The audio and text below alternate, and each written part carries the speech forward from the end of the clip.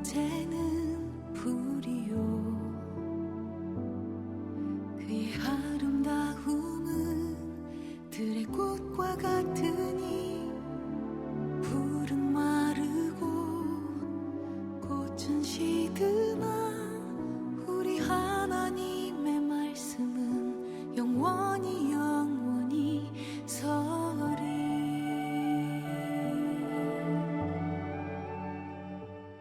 여호와가 말하노라. 매월 초하루와 매 안식일의 모든 혈육이 내 앞에 나와 예배하리라. 우리는 4월 초하루 첫 시간을 하나님 앞에 나와 예배함으로 시작하고자 합니다. 오늘 주신 말씀 붙들고 이 한 달을 이겨내는 힘이 될 수 있기를 바랍니다. 4월에 우리에게 주신 하나님의 말씀은 사도행전 2장 46절에서 47절입니다. 다 같이요.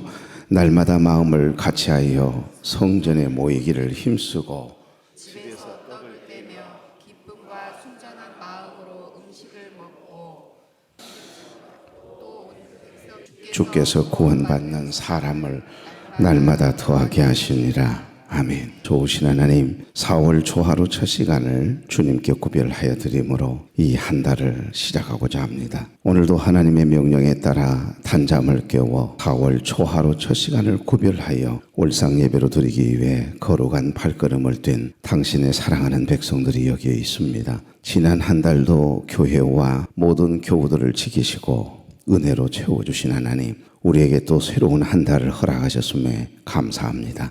우리의 삶을 은혜로 채워주옵소서. 항상 기쁨과 감사가 기도가 드나지 않게 하시고 모이기를 힘쓰고 예배하기를 힘쓰는 우리가 되게 하옵소서. 초대교회처럼 하나 되어 기도하는 것과 하나님을 찬미하는 일에 소홀히 하지 않게 해주시고 하나님을 찬미하며 또 온 백성에게 칭송을 받아 세상의 희망이 되는 복 있는 교회 공동체 되게 하옵소서. 오늘도 이 예배 가운데 임재하여 영광 받으시기를 원하옵고 예수님의 이름으로 기도하옵나이다. 아멘.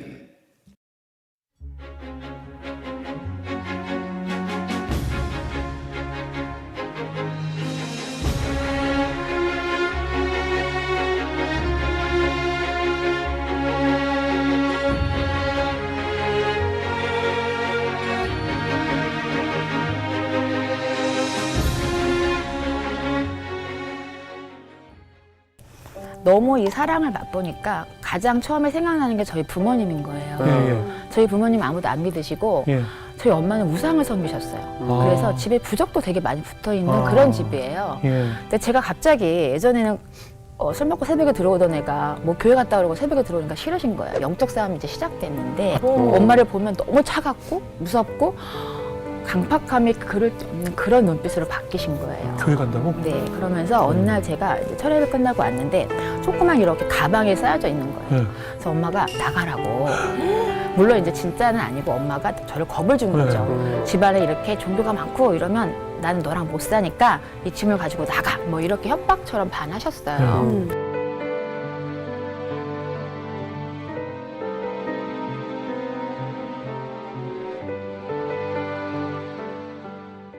전화가 오신 거예요, 낮에. 나한테 좀 올 수 있냐, 지금. 뭐뭐 목소리도 나약하시게. 갑자기 무슨 일이지? 그리고 막 엄마 집으로 갔어요.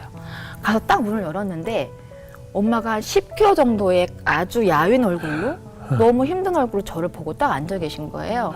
그래서 엄마 왜 그래? 그랬더니 아, 내가 이유도 없이 한 달 전부터 식욕이 없고 밥을 아예 못 먹어서 잠도 아예 못 자고 내가 살이 이렇게 빠지고 너무 힘들다라 그러시는 거예요.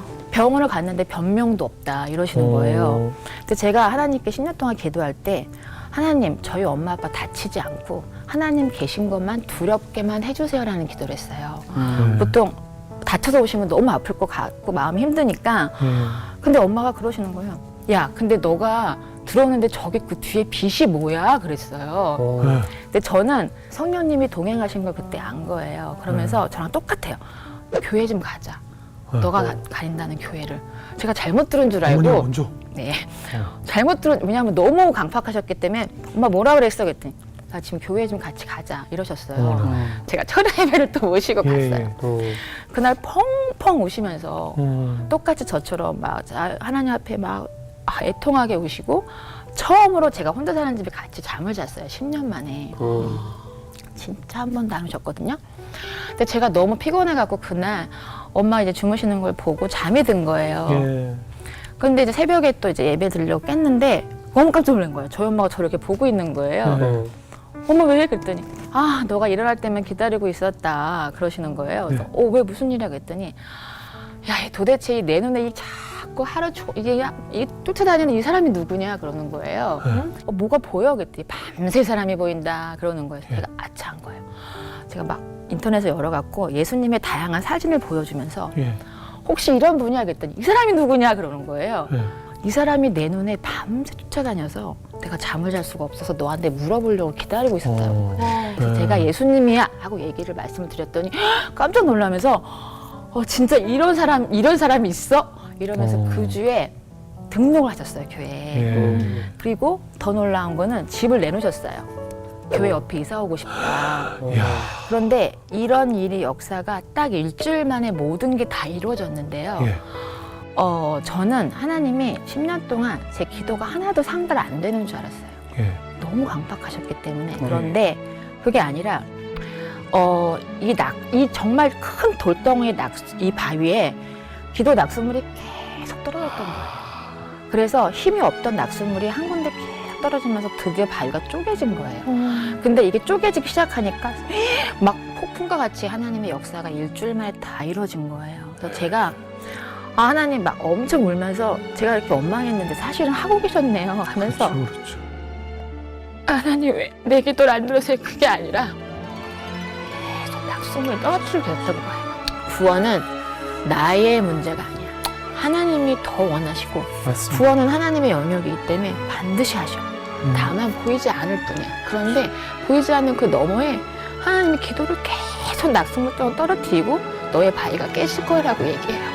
하나님은 절대로 우리를 실망시키지 않으실 뿐더러 기도를 단 하나도 땅에 떨어뜨리지 않으세요. 다 상달돼요. 근데 우리가 욕심과 조급함으로 그 시간을 못 기다리고 저 바위가 깨지지 않는다고 원망하고 막 그런 거예요. 그래서 지금은 저희 아빠가 기도를 더 많이 하세요.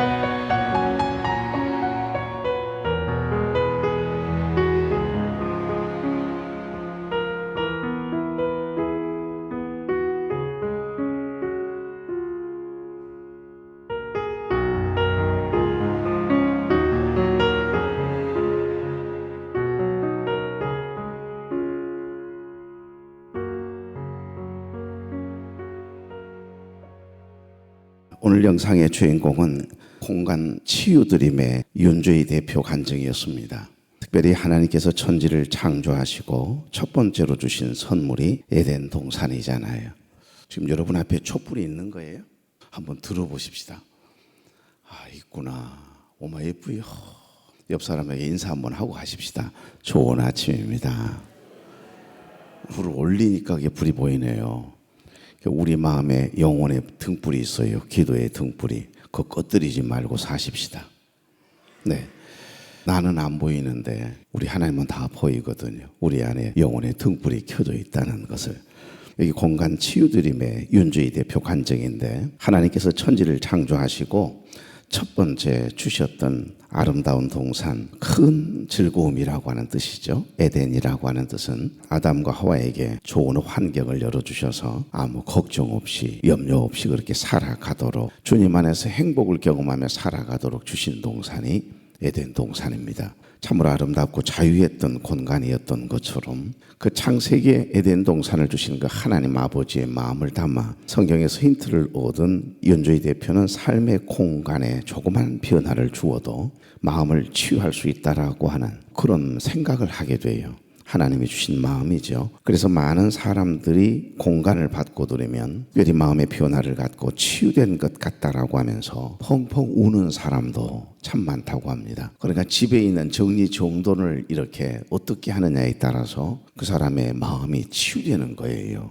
평안함을 느끼는 겁니다. 치유 공간 심리라고 하는 것을 이용해서 결국 사람들의 마음을 치유하고 싶은 그런 사업을 하고 있는 사람이기도 하고요. 여러분 계단에 올라올 때, 여러분이 올라올 때 보면 아마 계단에 투톤으로 되어 있을 거예요. 되게 이렇게 건물의 색깔이 투톤, 아래 색깔과 우리 허리춤 정도 돼 가지고서 색깔이 좀 위에는 또 다르죠. 왜 그래 놓을까요? 우리의 시각 심리 때문에 그럽니다. 심리라는 게 참 희한하거든요. 우리 눈에 비추이는 것이 결국 나를 안정되게 만드는 겁니다. 만약에 통으로 되어 있다면 불안함을 좀 느껴요. 그런데 계단마다 이렇게 투톤으로 되어 가지고 같이 올라가잖아요. 그러면 심리적으로 굉장히 안정감을 갖게 되는 그런 시각 심리가 사람에게 있어서 그러는 겁니다. 아마 모르긴 해도 이 양반도 심리학을 좀 공부한 분 같아요. 그래서 공간 정리의 개념이 아니라 그 공간 치유의 개념으로 회사를 운영하고 있는 그런 사람이거든요.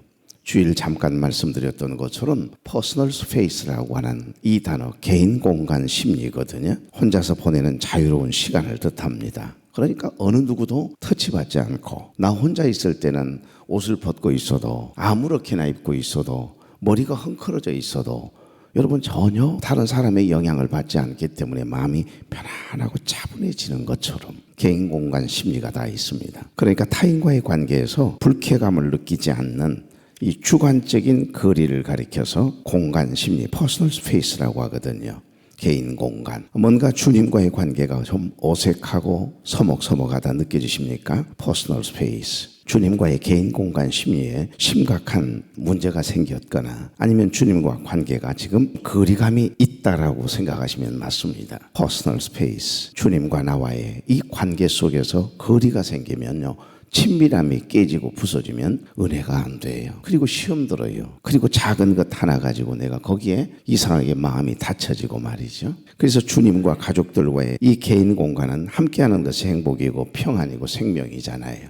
좋은 친구들과 함께는 여러분 잠옷바람으로 같이 들어누워 있어도 행복해요. 전혀 거리감이 없거든요. 아들이 딸내미가 엄마하고 내 품에 파고들고 들어와도, 우리의 부부만의 공간인 이 침실로 들어와도 전혀 거리감이 없잖아요.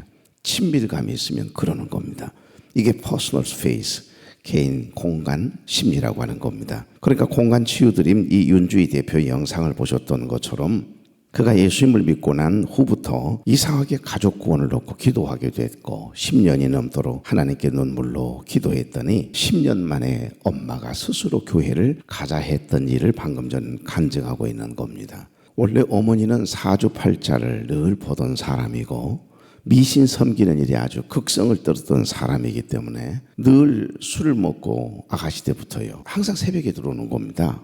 여기 윤주희 대표가 말이에요. 예수 믿기 전 얼마나 싸움을 해야 되는지. 그러니까 한심한 거죠. 딸만 생각하면 속상해 죽겠습니다. 그런데도 불구하고 그가 누군가의 전도를 받았어요. 그래서 예수님을 믿게 됐습니다. 이상합니다. 기도하느라고 새벽에 들어옵니다. 새벽에 나갑니다. 새벽 예배를 나가고 은혜를 받고 술을 끊고 나서 사람이 달라졌잖아요.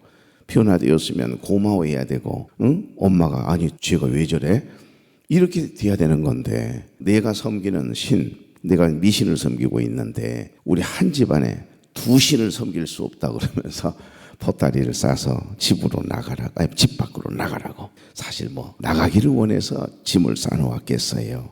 교회 다니는 것이 싫은 겁니다. 그런데 여러분, 이 딸은 예수를 믿고 나니까 엄마가 불쌍해지기 시작을 했습니다. 그래서 집을 나와서 혼자 자취를 하며 새벽을 깨우고 기도회를 가고 엄마의 구원을 위해서 10년 동안 매일 가족 구원을 위해서 기도했더니 전도의 열매가 맺게 되어 온 가족이 믿음의 가족이 되었다라고 하는 간증이지 않습니까? 아빠가 더 성경을 더 많이 읽고 있고 더 열심히 기도하고 있다라고 하는 이야기 들으셨죠? 눈물을 흘려 기도하는 어머니를 가진 자식은, 눈물을 흘려 기도하는 아버지를 가진 자식은 망하는 법이 없다 했는데, 오늘 여기 보니까 눈물을 흘려 기도하는 딸을 가진 부모들이네요. 보니까 그리 오랫동안 기도했지만은 전혀 변화가 없고 미동도 없고 교회에 나올 조그마한 틈도 보이지 않던 어머니 스스로 엄마에게 나타난 그 주님, 엄마를 직접 만지시기 시작하신 그 주님, 그 기도에 응답해 주시기 시작했다라고 하는 그 감격을 간증하는 내용입니다. 하나님은 그동안 일을 안 하신 것이 아니라 가족군을 위해서 내가 기도하는 순간부터 하나님은 여전히 뭐 했다고요? 낯선 물이라는 표현을 썼어요. 물이 똑 이렇게 떨어지지만 계속 떨어지면요, 그 강한 바위가요 구멍이 생기잖아요. 홈이 파이잖아요. 그것처럼 우리의 기도는 이런 낯선 물과 같다라고 하는 표현을 썼습니다. 지금도 가족 구원을 기다리고 사랑하는 자녀들이 믿음 안에 서기를, 또 부모님들이 신앙생활 하기를 기도하고 계신 분들이 계십니까? 남편이 예수 믿기를 원하는 분들이 계십니까? 기도를 시작하는 순간부터 하나님은 이미 역사하고 계심을 꼭 믿으십시오. 하나님은 일하고 계시거든요. 쉬지 않고 일하고 계세요. 주무시지도 아니하시고 일하고 계세요. 그래서 기도가 행복한 겁니다. 저는 기도하면서 응답을 받고 금세 응답될 줄 알았어요. 어떤 일은 7년 만에 응답이 딱 눈에 선명하게 확신하도록 아주 증거로 보이도록 응답되어진 적이 있고, 20년이 넘은 다음에 응답되는 것도 있었고요. 13년 만에 응답되는 것도 보았습니다. 저는 작년 말 이 합병이 시작이 되어지면서 동시다발적으로 응답을 3가지를 하나님께서 쏟아부어 주시는데, 그때가 언제였냐면 세일의 특별 새벽 기도회를 시작하는 첫날이었습니다. 그 첫날 하나님께서 3가지를 한꺼번에 응답을 하시는데 제가 감격해가 하루 종일 걸어다니는지 날아다니는지를 모를 정도로, 그리고 우리 교우들에게 그 행복한 마음을 한 가지만 이야기하고 2가지는 비밀에 붙였고, 시간이 지나가면서 하나하나 응답되었던 것들을 소개한 적이 있습니다. 아직도 응답되었던 그 너무 놀라운 간증은 아직 여러분에게 드리지 않았습니다. 그러니까 기도하면 하나님은 그때부터 일을 시작하세요. 내 기도를 들어주시지 않으시는 것이 아니라 반드시 기도하면 그 기도에 응답하시는 하나님, 그분이 저와 여러분이 믿는 하나님이심을 믿기를 바랍니다.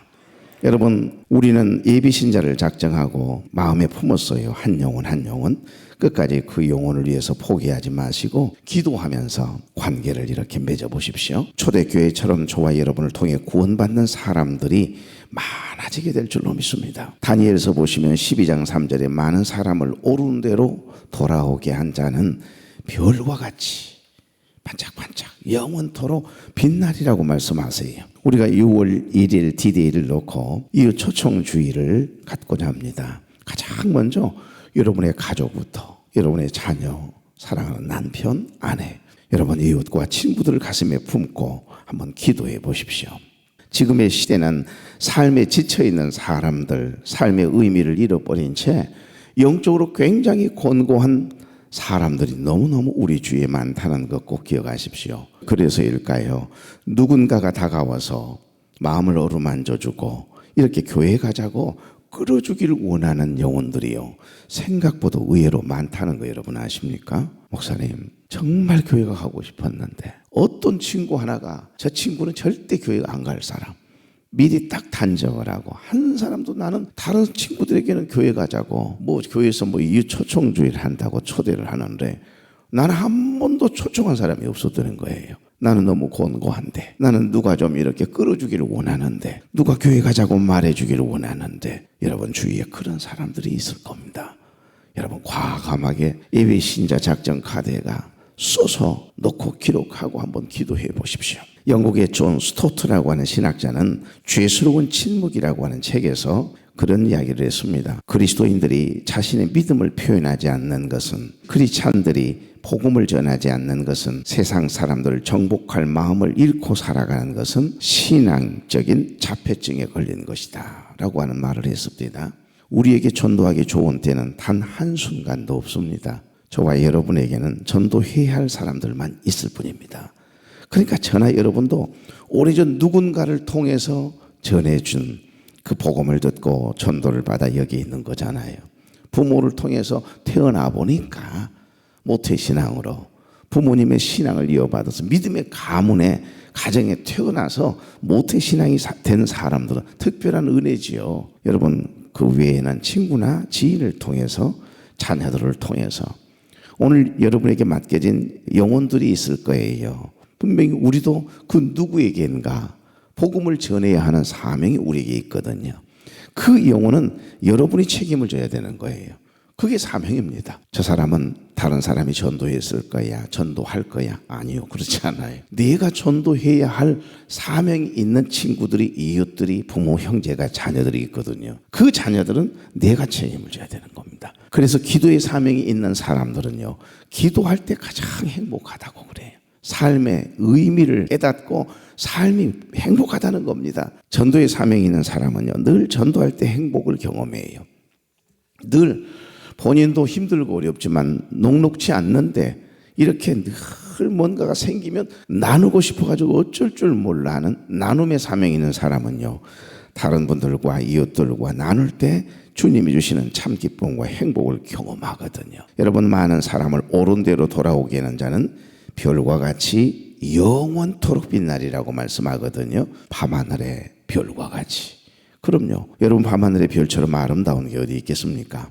앞으로 우리 교회가 초대교회처럼 사도행전적인 교회의 모형인 코인노니아가 있는 교회였으면 좋겠습니다. 아름다운 영적인 교제가 있고 떡을 떼고, 그리고 하나님의 말씀 듣는 것을 소중히 여기고 기도하고, 기도의 모임들이 활활 일어나고 찬양하고, 저와 여러분을 통해서 구원받는 사람들이 정말 많아지게 될 줄로 믿습니다. 그리 될 겁니다. 때를 얻든지 못 얻든지 입술로, 때로는 우리의 몸으로, 우리의 삶으로 복음을 전하는 거예요. 그래서 D.L. 무디는 세상 사람들 100명 중에 1명은 성경을 읽고, 세상 사람들이 교회는 안 나와도 이 성경을 읽는 불신자들이 있습니다. 그러나 대부분 99명은 그리스도인을 읽는다라고 하는 유명한 말을 했습니다. 저와 여러분이 삶을 어떻게 대하는지, 어떻게 사람을 대하는지, 어떻게 신앙생활을 하는지, 믿지 않는 많은 사람들은 그리스도인 된, 먼저 예수를 믿고 하나님의 자녀가 된 쉴만한 교회 교우들의 삶의 모습을 통해 하나님의 말씀 성경을 읽는 거예요. 하나님을 어떤 분인가를 보는 겁니다. 그러니까 이 말씀은 전도란 삶의 전도, 관계 전도가 그리 중요하다라고 하는 말씀이 되는 거겠지요. 제가 상당히 오랫동안 청소년들을 위탁을 받아서 청소년 수련회를 여름방학, 겨울방학 했었습니다. 많이 모일 때는 한 번에 2,150명을 한꺼번에 놓고 집회를 했지요. 2박 3일 동안. 모든 프로그램은 우리들이 기획을 하고 진행하고, 그래서 저들을 어떻게든지 변화시켜서 하나님의 은혜 가운데 각 교회로 보내고 신앙 안에 살아가기를 바라는 마음으로. 그래서 그때는 가끔 가다가 두 번째 날 정도에 편지를 써서 고백하는 시간들을 이렇게 갖고 냈는데, 상당히 많은 친구들이 그런 고백을 했습니다. 펑펑 울면서 나는 우리 아빠가 믿는 하나님 믿기 싫었습니다. 나는 우리 엄마가 다니는 교회 다니기 싫었습니다. 그래서 내가 교회를 안 다녔거든요. 그런데 친구를 통해서 교회를 왔고 이번 수련회를 참여해서 너무너무 하나님의 은혜를 받고 나니 막 그러면서 눈물을 흘리며 고백하는 아이들을 정말 자주 만나곤 했거든요. 자, 이제 4월에 우리 모두에게 주신 말씀은 초대교회의 전통을 이어가는 교회입니다. 저는 가끔 선한 목자교회 유기성 목사님 간증을 소개하곤 합니다만은, 당신은 교회에 대한 상처가 참 많았던 사람이라고 이야기를 했습니다. 사람의 기억이라고 하는 것은 참 이상하지요. 좋은 것은 잘 기억되지 않아요. 금세 잊어버리고, 이상하게 기억 안 하면 좋을 텐데 나쁜 것들은 왜 그렇게 기억이 잘 되는지, 왜 그렇게 또 잊혀지지 않는지. 그래서 은혜는 돌에 새기고 왼수는 미움은 이 모래에다 새기라고 했는데 정반대로 우리는 할 때가 얼마나 많은지 몰라요. 은혜는 다 까먹어버리고 오히려 좋지 않는 기억들, 속상한 기억들, 미움들, 분노, 상함, 서운한 감정들은요 이상하게요 바위에다가 새겨놓고 지워지지도 않는 바위에다 세워놓고 자기 자신을 괴롭히는 사람들 얼마나 많습니까? 유기성 목사님 목사 아들로 태어나서 자랐기에 어려서부터 교회에 대한 기억들이 참 많았다고 그래요. 그런데 안타깝게도 교회 그러면 생각나는 것은 은혜 받았던 생각, 아름다운 생각들이 많이 나야 될 텐데 날마다 교회 안에서 재직하면 싸우는 모습만 봤는가 봐요. 어른들이 날마다 싸우는 모습만 봤다는 거예요. 그러니까 목회하고 있는 그 아빠를 둔 아들의 눈에는 교회가 어떻게 보였겠어요? 싸움터로 보이는 겁니다. 남을 용납하지 못하고 품지 못하고 사랑하지 못하고 서로 삿대질하면서 공격하며 싸우는 싸움터가 된 겁니다. 그러니 교회의 기억이 좋은 기억이 있겠습니까? 지금도 기억하고 있는 것은 얼마나 교회에서 성도들이 서로 싸우는지 어린 학생 때였는데 목사님이셨던 아버지가 교회 담임 목사를 포기하고는 나는 어른들 사역은 앞으로 평생 안 하겠다. 그리고는 오로지 청년 대학부만 위해서 존재하는 그런 교회를 나는 그런 청년 순수한 청년들 데리고 목회하겠다. 그러면서 청년 사역만 했던 적도 있었다고 그래요. 너무너무 힘들었다는 이야기지요. 그러니까 유기성 목사님이 이제 뒤에 다시 개척을 해가 어른 목회를 해 나가는데 얼마나 힘이 들었던지 너무너무 큰 충격과 아픔을 견디지 못해서 무리가 되셨던지 개척교회 하시다가 말고 그만 사모님이 쓰러져서 세상을 떠난 거예요. 그러니까 유기성 목사님 신학교 다닐 때 스트레스를 너무 받아서 심장병으로 갑자기 돌아가셨는데 여러분 신학교 다니는 게 재밌었겠습니까? 그러나 어떡합니까? 하나님 부르셔서 목사로 소명을 받아 신학 공부를 해야 되니 목사의 아들이니까 더더욱이나 다른 방법이 없잖아요. 이미 아버지가 서운했고 어머니가 서운했으니 유기성 목사님 그러시더라고요. 하나님만 생각하면 너무너무 행복하고 감사한데 교회만 생각하면 싸움질하고 있는 어른들의 모습만 스쳐 지나가니 여러분 목사 된 게 기분이 좋았겠어요. 너무너무 스트레스를 받아가지고 유기성 목사님이 모든 과정을 마치고 이제 목사 안수를 받는 그 시간이 그렇게 행복하지 않았다고 그래요. 너무너무 내가 왜 목사를 안수를 받아야 돼? 그런 생각 때문에 괴로워했다고 그럽니다. 하지만 어떡합니까? 또 하나님께서 응원을 했기 때문에 이것이 나의 숙명이려니 생각하고 순종하기로 하고 목사의 길을 걸었을 뿐이었다라고 고백했습니다. 그런데 어느 날 요한 1서를 읽다가 말고 하염없이 회개가 터지고 울었다고 그럽니다. 한번 찾아보죠. 요한 1서 4장 7절에서 8절을 읽고 무너지거든요. 여기 7절부터 12절까지를 한번 읽어보겠습니다. 사랑하는 자들아 우리가 서로 사랑하자.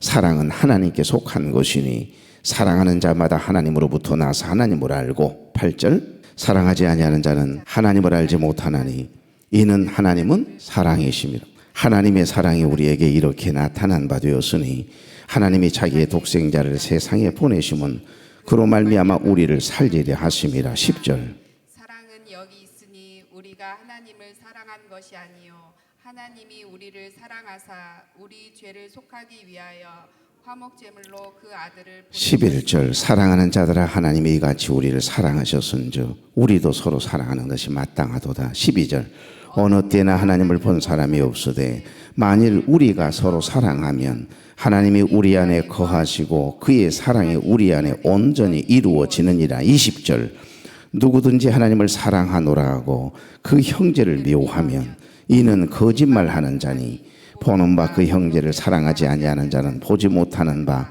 하나님을 사랑할 수 없느니라. 아멘. 이 말씀을 읽다가 서러움에 복받쳐서 정말 많이 울었다고 그래요. 그때까지 당신 마음 깊은 곳에 이렇게 많은 상처가 숨겨져 있었다는 것을 처음 알았대요. 하염없이 울면서 하나님께서 이 말씀을 통해서 깨닫게 하시고 회개케 하시고 치유해 주시는데 이제 살 것 같더랍니다. 그때 하나님은 자신의 깊은 내면의 마음의 상처를 다 치유해 주셨고 그때부터 사람에 대한 원망이나 아픔이 사라져서 자신을 괴롭힐 수가 없게 되었고 목회에 대한 새로운 꿈을 꾸게 되었다고 그래요. 늘 싸우는 교회의 모습만을 바라보며 자랐는데 그 상처와 아픔이 되래 초대교회처럼 기쁨이 충만한 은혜가 충만한, 성령 충만한 천국 같은 교회를 세우라고 하는 분명한 하나님의 소명이 있었음을 그때서야 깨닫고, 이런 교회를 위해서, 이런 교회를 하나님 달라고 기도하면서 은혜스러운 교회로 성장시킬 수 있었다라고 간증하더라고요. 여러분, 유기성 목사님 참으로 선한 영향력을 미치고 있지 않습니까? 교회에. 분당 우리 교회 이찬수 목사님 똑같습니다. 아버지가 한 번도 부흥이라고 하는 것을 맛보지 못한 채 개척교회만 하다가 하도 안 되니까 40일 금식기도 하시다가 돌아가셨잖아요. 그래서 결국에는 한 번도 목회 성공이라는 표현은 좀 그렇습니다만, 한 번도 행복한 목회를 해본 적이 없는 그 아버지와 어머니 밑에서 자란 이찬수 목사님이 순수함을 가지고 얼마나 선한 영향력을 미치고 있습니까? 이게 상처 입은 치유자인 것입니다. 내일 아침에 본문을 설명할 겁니다. 그렇습니다, 여러분. 저는 모태신앙이고 우리 가정은 5대째입니다. 저는 어린 시절부터 신앙생활을 너무 아름답게 해서 저에게는 상처가 없어요. 너무너무 행복한 기억만 있어요. 장로님들이 얼마나 좋아하는지 몰라요. 집사님들이, 권사님들이 너무 귀했고, 그리고 우리 교회는 목사님이 없으셨어요. 연세 드신 전도사님, 신학대학을 졸업하시고 목사 안수를 받을 만한 그런 분들은 감히 우리 시골교회 올 수가 없었던 거예요. 그런데 그 전사님이 지금도 기억이 납니다. 마정석 목사님이라고 하는 분인데요, 제 고등학교 때는 송목 목사님이라고 하는 분이셨고, 그래서 서울에 개척을 하셨을 때 제가 서울에서 2년 동안 전도사로 가서 봉사했거든요. 그러니까 제 기억 속에는 교회 그러면, 어린 시절 신앙생활 그러면 너무 행복했거든요. 소풍처럼 인생은 행복해야 합니다. 왜 이 슬로건을 가진 줄 아세요? 신앙생활은 더 행복해야 합니다. 사랑하는 교회 여러분, 우리 쉴만한 교회 공동체 모든 교우들은 신앙생활이 소풍처럼 행복해질 수 있길 바랍니다. 나처럼 어린 시절에 행복한 기억이 있었으면 좋겠어요. 이것저것 욕심 부리지 않고 심령이 가난한 자가 되어 서로를 위해서 기도해주고 교회가 가고 싶고 하나님의 말씀 듣는 이 예배 시간이 막 기다려지고, 여러분 영적 게으름에서 벗어나야 합니다. 지금 이 1층이 다 차야 되거든요. 지금 이 인원은요, 제가 개척해서 월삭 새벽 예배 드리는 인원밖에 안 됩니다. 다음 달부터는 절대 그러지 마십시오. 현장에 나오셔야 됩니다. 그리고 정신을 가다듬고 우리가 행복한 신앙생활을 하고 행복한 교회 공동체가 되도록 초대교회 전통을 이어가는 그런 복 있는 교회 되길 소망합니다. 내일 아침 오늘 봉독했던 그 말씀은 은혜 가운데 또 말씀 나누기로 하고, 우리 형제의 모습 속에 이 찬양 부르고 오늘은 마치도록 하죠. 초대교회는 날마다 마음을 같이하여 성전에 모이기를 힘쓰는 성도들이 많았습니다. 그래서 예배에 감격이 있었습니다.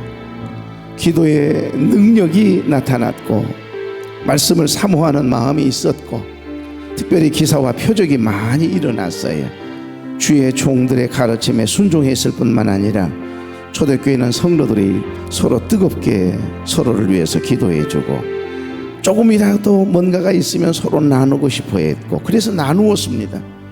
그리고 때를 얻든지 못 얻든지 전도하면서 보람과 행복을, 기쁨을 나누는 그런 행복한 공동체였습니다. 하나님께 드리는 시간과 물질 그리고 나눔에 조금도 인색하지 않는 공동체, 그게 초대교회였어요. 사도행전적인 교회는 그런 교회여야 합니다. 그래서 초대교회는 정말 십자가의 복음이 성도들의 삶 속에 그대로 드러나고 나타난 좋은 교회였습니다. 이러니 초대교회는 소문이 날 수밖에. 그리고 날마다 예수 믿는 사람들이 구원받는 자가 늘어났다고 했습니다. 이것이 하나님이 바라시고 원하시는 우리 쉴만한 교회 공동체인 줄로 믿습니다. 오늘 본문의 말씀 내일 아침 자세히 설명하겠습니다. 사도의 가르침을 받아 떡을 떼며 오로지 기도하기를 힘쓰니라. 날마다 마음을 같이하여 성전에 모이기를 힘쓰고 집에서 떡을 떼며 하나님을 찬미하며. 다 여러분 예배와 관련된 단어들입니다. 자, 우리 밖으로 나오시죠. 밖으로 나오셔서 최소한 10분 정도는 서로 여러분이 가지고 있는 초를 상대에게 드리는 거예요. 그리고 상대의 초를 받는 겁니다. 그리고 축복해 주시고 악수라도 꼭 한번 하십시오. 여자분, 남자는 꼭 한번 안아주시고요. 좋으신 하나님, 우리에게 또 새로운 한 달을 허락하셨음에 감사합니다. 우리의 삶을 은혜로 채워주옵소서. 항상 기쁨과 감사가 기도가 떠나지 않게 하시고 모이기를 힘쓰고 예비하기를 힘쓰는 우리 교회 공동체 되게 하옵소서. 초대교회처럼 우리도 기도하는 것과 하나님을 찬미하는 일에 소홀히 하지 않게 하시고 하나님을 찬미하며 또 온 백성의 칭송을 받아 세상의 희망이 되는 복 있는 교회 공동체 되게 하옵소서. 오늘로 사랑하는 귀한 종들이 첫날 첫 시간을 하나님께 드리고 이 한 달을 시작합니다. 또 귀한 예물을 하나님 앞에 봉헌했습니다.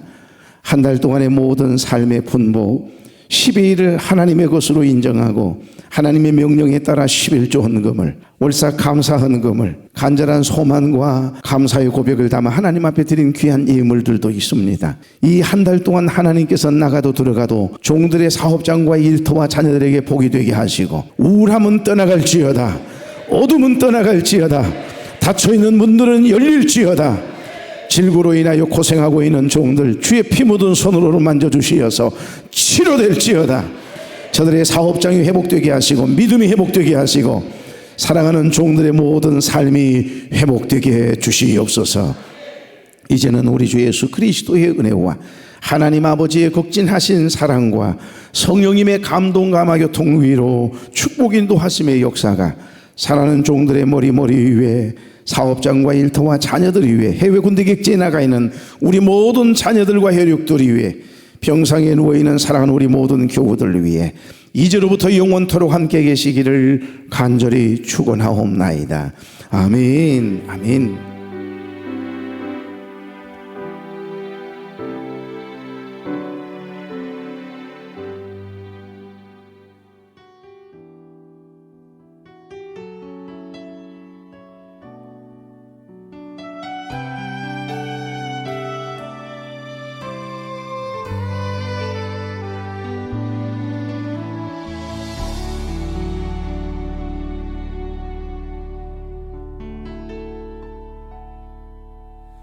어떤 길로 그분 따르고 섬겨야 할지 다 알지 못해 마음 답답하지만 나의 계획과 방법 욕심에 짐 내려놓고 오직 주만 의지하게 하소서.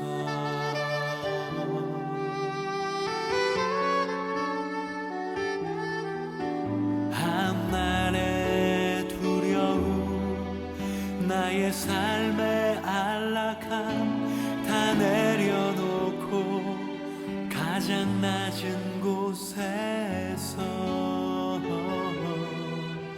오직 그분 나의 가는 길 홀로 아시는 내 주님만 의지하고